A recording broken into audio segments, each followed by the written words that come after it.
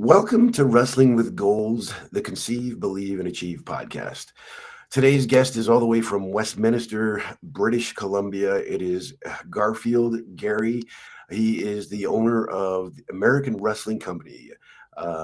Welcome to the show. Thank you. Thank you so much for having me, Sean. Appreciate it. Yeah, no problem. You know what? I got your name from Mitch Dodd. I'm assuming he's a mutual friend. He spoke very highly of you. He said that you had some roots here in Canada with wrestling, and that you were able to, or I'm not sure if you still are doing that, because that's what the podcast is for, finding out things about you. But you have coached some big names in wrestling, and maybe we can talk a little bit of where you started wrestling and how you started coaching these names. Yeah. So I'm actually I'm an original Ontario boy. So Okay. Brampton, Turner Fenton, so Cheyenne and Shukin, and then from there I got involved with Matman.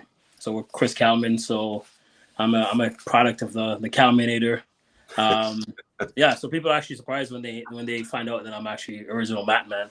So my coaches in high school are pretty much Cheyenne and Shukin, Chris Kalman, and Kevin Lomas. And so that's kind of where it all went through. And then after high school, I went out to Guelph for a little bit. And so Doug Cox, shout out to Doug Cox. And then after that, I went back to Brampton for a little bit, started doing a little bit of coaching. And then with the encouragement of my students, they encouraged me to continue wrestling. And so just at the same time as they were doing that, Danny Legale had just won the world championship. So I thought, okay, well, because I actually wanted to coach. So before I finished high school, I knew that's what I wanted to do. I wanted to coach. I was passionate about it. And so I figured if I'm going to learn, I might as well go learn from the best. And at the time, the Burnaby Mountain Wrestling Club was untouchable.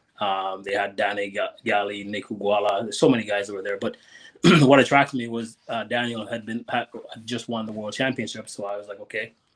A couple months later, packed up my bag and, here came out to the West Coast. And so from there, did some wrestling through Douglas College. Did a couple of years of wrestling there, and just decided that I don't want my body to be wrecked. I'm not pursuing an Olympic dream, and I just saw everybody with torn up bodies, and I just I was just in a car accident. My neck was so hurt, and I was like, okay, I'm good.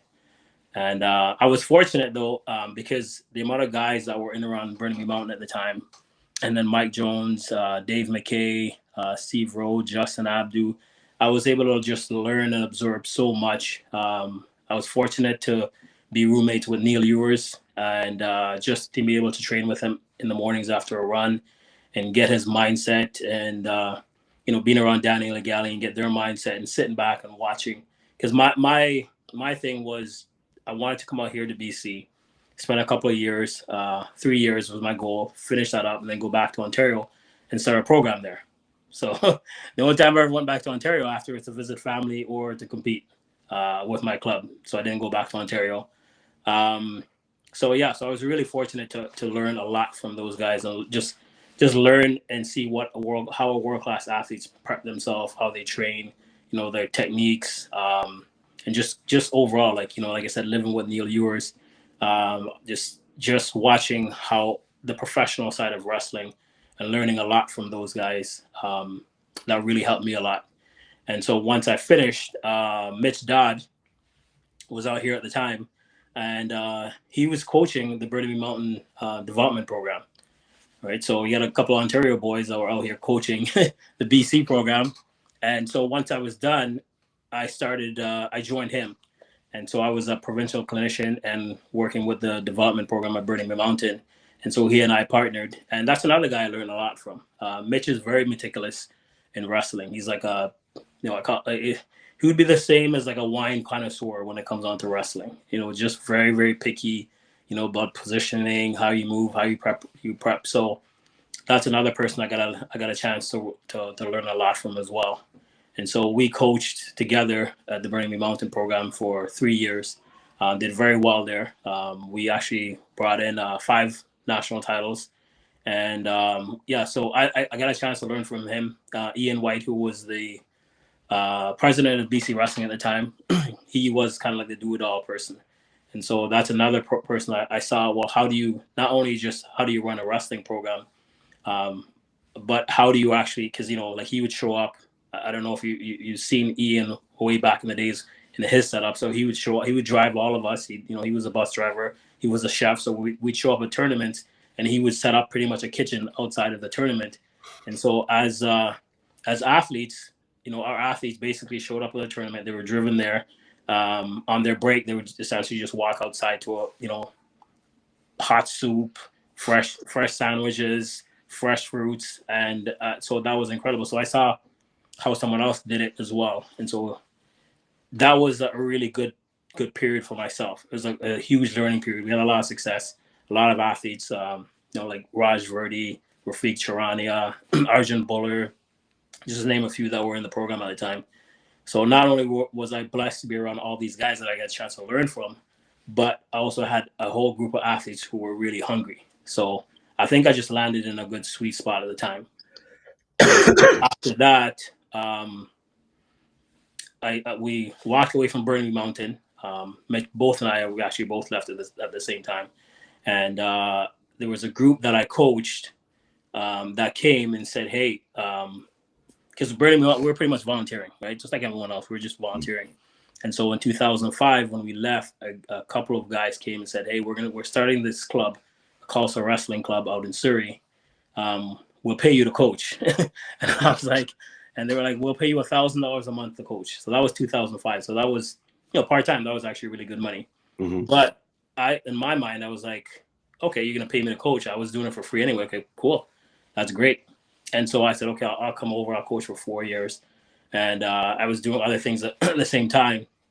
And I thought, this is great. I can, it's like a part-time income. And I started doing that. And just from being around, like I said, from Neil Ewers and, guys like Danny Einhorn, I just took everything that I learned and I said, okay, well, I'm just going to dump it into this program. And so we did that. And at the same time, I was fortunate because Frank Mensah, he was out here at the time and he had hurt his knee, had an operation, and he ended up living with me. So while he was rehabbing, he basically would come into the Tulsa club and train.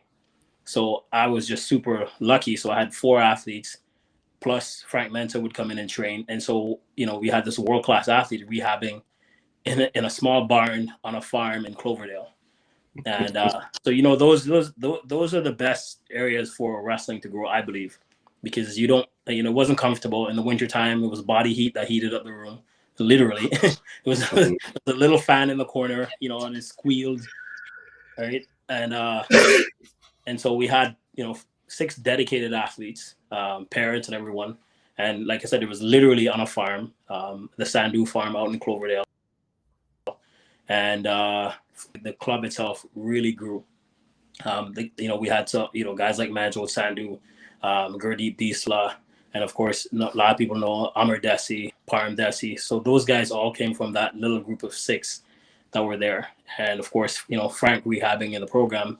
So not only what those guys got a chance to learn as well, too, was that they got to learn the mindset of a world-class athlete, right? Because he would just come in there and just beat the crap out of those guys.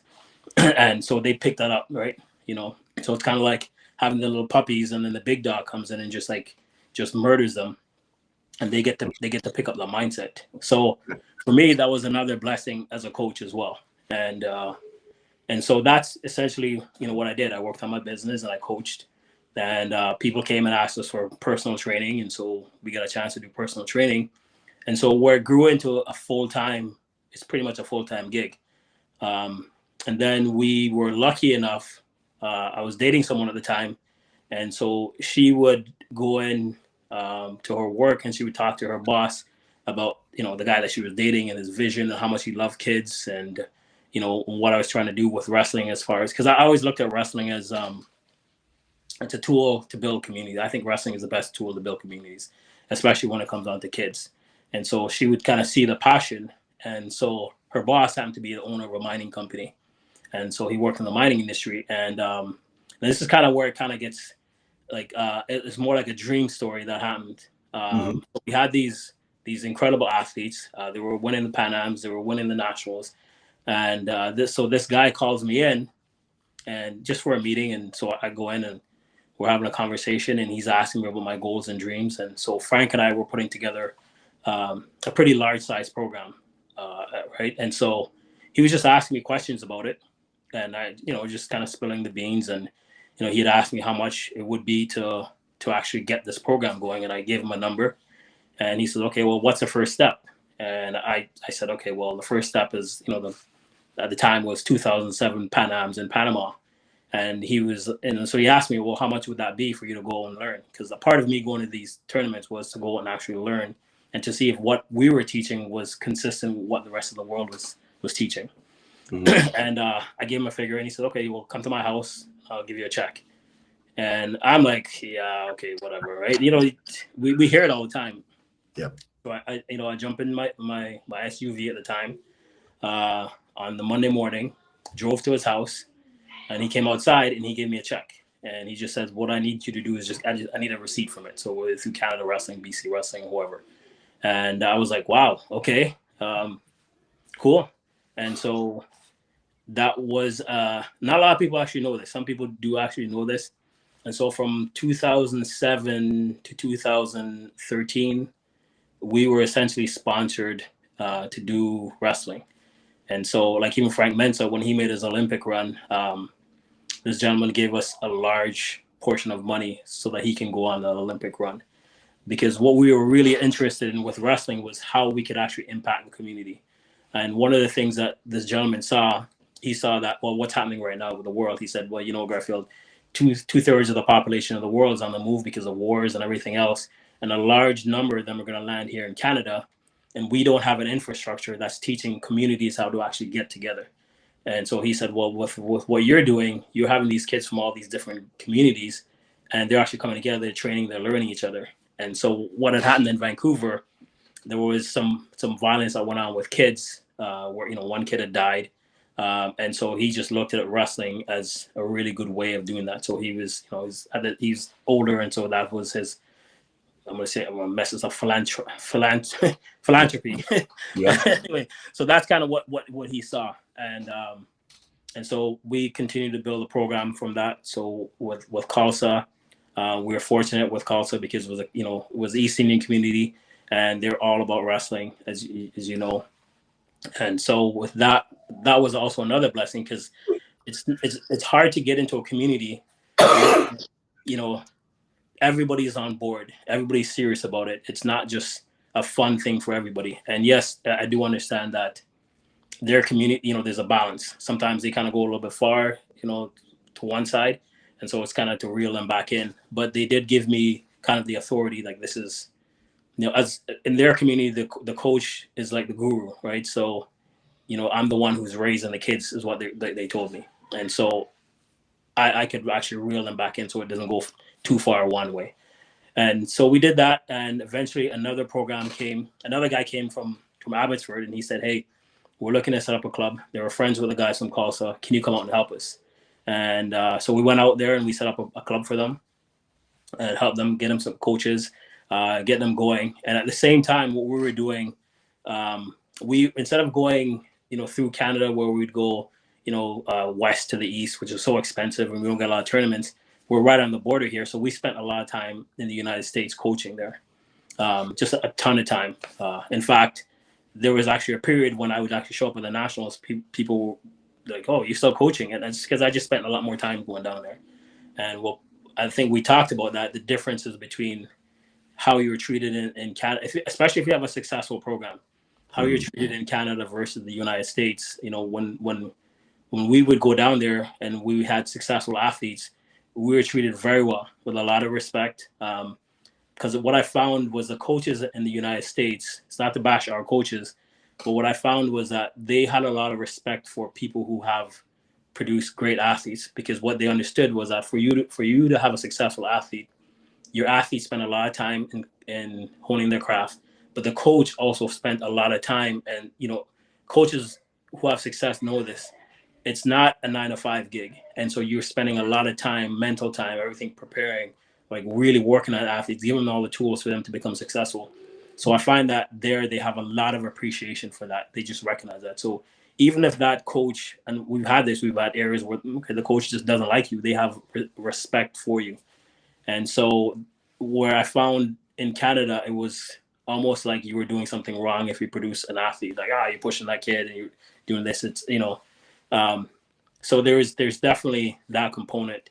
So we spent a lot of time down south. And so from there, we built that program. And then someone else came to us and asked us to set up another program in Vancouver. So that program, they actually won a national title as well. So along with the Culture Club, that program there. And then so Frank and I then went down to Vancouver and started another program that is now what people see as Coast Wrestling Academy. And so, yeah, we spent quite a few years coaching in Canada, and in the US as well. So I've just been really lucky in wrestling itself, that I've been able to find a passion, and that somewhere along the line someone has helped me out and someone else kept on helping me out, and I got financially supported right through a private individual who saw what we were doing and decided to help us out.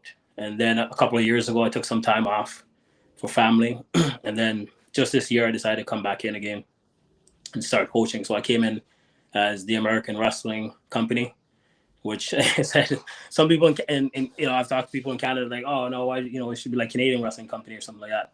But I just never wanted to limit myself to just Canada alone, because I spent a lot of time there. Right. And I believe that since we have a tool for building communities, this is something that we can do in all communities. So that's kind of where I am right now. So right now I'm a free bird. I work primarily with the Coast Wrestling Academy, and I work with some other programs here as well. And so my goal is to see wrestling grow. And I don't believe that we've done a very, very, and I say we, I'm talking about myself as well. We've done a very good job in promoting wrestling and telling the stories. That's why I really appreciate what you're doing, because you're actually telling the stories of wrestling, right? Especially here in Canada. It's all we've always seen as, like, the quiet guys, the humble guys, and the dungeon sport, and but we have such an amazing product and such an amazing, like, you can imagine how, I'm sure from talking to so many people, how many people the wrestling has changed their lives. So many guys I've talked to that said, if it wasn't for wrestling, I would have been in jail. I would have done this. This would have happened to me.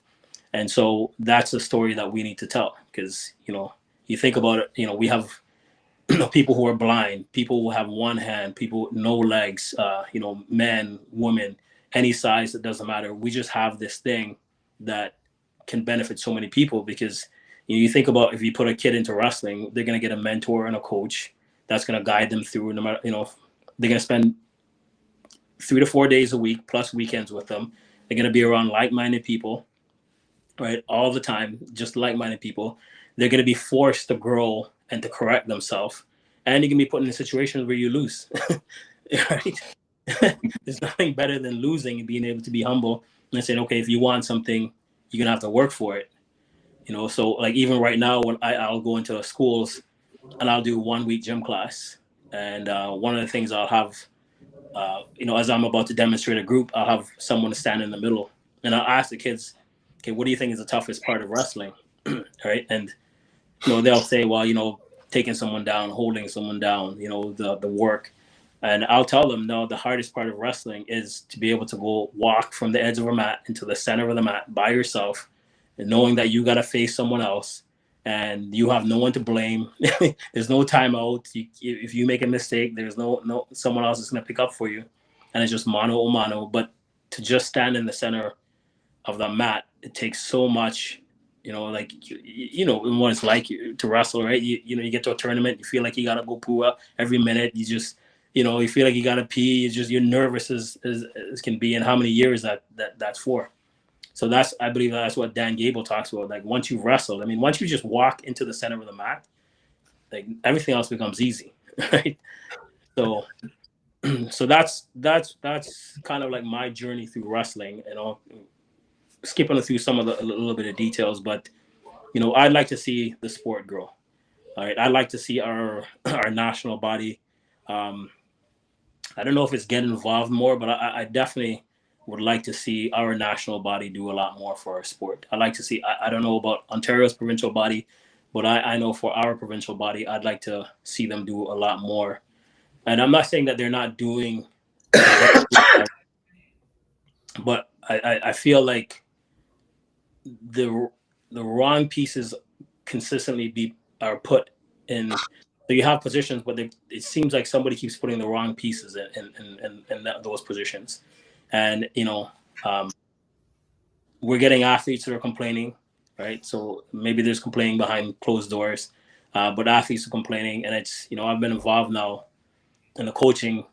Let's say I started coaching in 1999, voluntary, became professional in 2005. But we need a lot more change. We can't have so many of our athletes that are going through, so if you look at, like, you had Amar Desi on the program, right? And so you had a kid who's been wrestling since he's 9 years old. He went into a professional system down in the United States, right? He actually, not a lot of people know this, but he actually received the second largest scholarship ever in the province of BC, right? It was almost $200,000. And so he wrestled NCAA Division One. He was a multi-time All-American. Then he trained down there, right, with the Ohio RTC. So he's been a part of real professional programs. And then he comes back here to Canada, and it's like, he's seen the differences, right? And so you have a lot of athletes who are frustrated with their position. And I believe that we need to grow the sport more. We need to tell the story more. We need to find ways to get more kids involved, right? So Yeah, we had Amar Desi on the show here, and that was one of the discrepancies that we talked about, is in the training. It's vastly different. If you go into I spent my time in the U.S. My college years in the U.S. In Fresno, California, at the junior college there, and then in Michigan, and then with the Michigan Wrestling Club. And when you talked about the difference of training, going to, you said you went to look at how other countries were training. It was a culture shock for me, and I've told the story before about when I was training with Steve Frazier, and he kicked the shit out of me. Now, he was an Olympic champion, but he was 38 years old at the time. I had no idea who he was. I caught him in 2 moves and pissed him off, and he didn't let me go for an hour. He just beat the crap out of me for an hour, and I had never actually experienced that type of training before, that aggressive type of training before. It was a real culture shock. And then going into the wrestling room in Michigan and just being, you're a high school wrestler from Ontario, and you come in there, and their high school wrestlers are far beyond what you are. So you had to work your way, through that. And, sorry, you talk about the gaps that are there. When you went and identified the gaps, in training, how hard was it to, bring it back into your training at the room? Because you've got these wrestlers that are used to, kind of, I guess, the status quo of training, and then you turn it up a notch. Like, how do they handle that? Well, it depends, right? So, Mhm. so when I coached at the Culture Club, when we were on the farm, right, that was an easy way. I didn't recognize it until after I left that, but that was an easy way to train, right? Because it was very raw. And like I said, having Frank Mensa coming in that room, it really turned up the mentality. He's got a very, very aggressive mentality. I believe that if he hadn't been injured, and if he here's a guy who's a young guy at 20 years old, he's lost his mom and his dad, right? And so a lot of that plus injury at the time, I believe that he would have been one of our Olympic medalists. And so I was fortunate, right, for his misfortune, and so he came into the room. So being on that farm, what it did, and also too with with Amr and his dad also has that wrestling is serious, right? And so with that, it was easier to have that because it was in a farm. And then also to the dads that were there, they're from old school India, farm mentality. So work hard, be disciplined, listen to everything adults say. And then also because we spent so much time in the United States, those guys picked up that attitude from those kids, right? And so they picked up that because they were able to pick up that attitude when they came in, they were able to recognize the mental difference. So in that training room, that gap wasn't that hard. So everyone that was coming, so those kids, they took over that room, and so they would kind of govern who was coming in and the attitude of somebody who was coming in. Where the gap was, where I had to, okay, so once we left that, I had to then talk to people about the reality of wrestling, right? It's being very upfront with these guys about the reality of wrestling. That, okay, so you say you want to, so one of the things I would say to some of these kids, like I have a kid right now, he wants to be an Olympic champion. Okay, great. No problem. That's a great dream. I'm all for those dreams. And so he's born in Canada. And so I would say to him, first thing I said to him was, okay, well, since that's what you want to do, here's what I need you to do the research and find me the Canadian-born male Olympic champion, and then we'll kind of identify who that person is. And so he's like, oh, Daniel Legali, and I was like, well, no, Daniel Legali is actually, he was born in Nigeria, came here when he was like 22 years old, right? So that's a man coming into a program, a system, and then So I said, okay, so you're trying to be the first of a kind. So you need to understand the reality is that, okay, I'll tell you a story. So I had one of my athletes, he went to the World Championships in 2011, Cadet Worlds. And so I said to him, when you're there, I want you to go around and talk to some of the guys, talk to some of the other teams, right? He's outgoing anyway, so he does stuff like that. And so he went and he was speaking to, I believe it was Belarus. And so he was asking them about the differences. And so what they told him was that the difference between us and you is that for you guys, this is fun, right? This is a fun thing that you do, right? Wrestling is just this fun thing. For us, it's really serious. It's what we do, right? It's like a profession. It's like a job. They approach it from that mentality. So with that gap is to get the guys to understand that you're trying to do something of the first. This is a fun thing for you. Win or lose, you'll still have your education. You'll still have, life will still be great for you. This is like something you do outside of what you kind of do. The people that you're trying to compete against, this is all they do.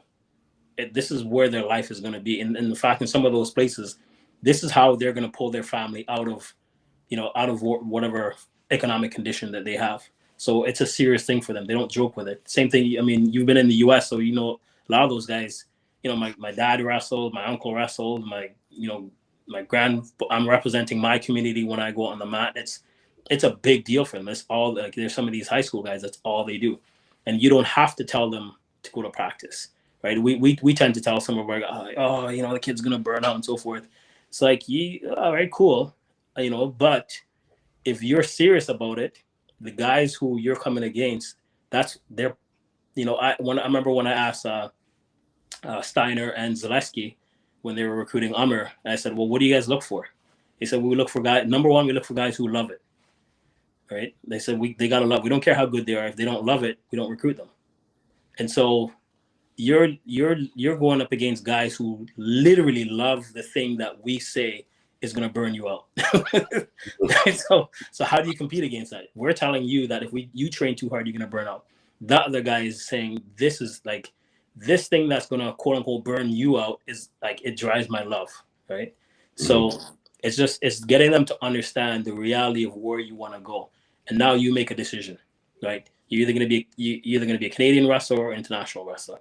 They're not the same thing at all, right? And so if you make a decision you're going to be a Canadian wrestler, okay, you're going to train a certain way. But if you decide you're going to be an international wrestler, you're going to have to make that commitment that this is what you're going to do. It comes, it's your God, your sport, right? Your family, like you put everything on hold for that portion of your life, because the people that you're competing against, that's what they do. And the other thing I always remind the guys is that you have a short window. You have a short window for success, because if injury doesn't get you, the economics in our country is going to get you. You're not financially supported till you're like in your mid-20s, late. After you're done school, you're on your own, and you're expected either to produce financially or have your sport produce for you. And unfortunately, we don't have those big dollars, that we're being thrown at. So I think once I get to the reality of this is the sport itself, right? If you're just a Canadian mindset, you're going to have a real hard time when you go international, if you go international, right? So you have to change your mindset now and understand the reality of this sport, and understand that all the kids out there that are your age, they're really serious about the sport. It's not a fun thing for them.